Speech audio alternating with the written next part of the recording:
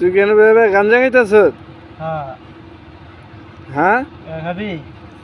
এদিক টাকা দি।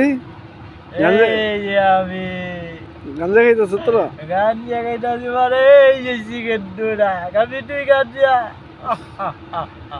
এই যে লগে চুপদা। এটা কি লগে কি কাইট বিল্ডিং?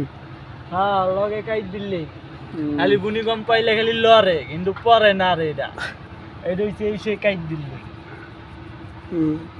আচ্ছা খা খা। হ্যাঁ কাম হইতো ঠিক আছে ওকে কাম কাম জীবন সারলো বেটা এই যে এটা আঙ্গো কাইট বিল্ডিং আঙ্গো বাসার পিছে। আমার নাম লালন, ঠিক আছে? এটা আমার ভাই বেড়াতে সাইফুল। আর মাঝে মধ্যে এটা নেশা করে। যখন করতে আসছি মাত্র শুকনা খেতে আসছি 50 টাকার শুকনা আর দুটা সিগারেট 14 টাকা। টোটাল দাম হইলো কত? 60 তোর 60 টাকা দাম? না বেটা আরো 4 টাকা বেশি আছে না ওর পোলা।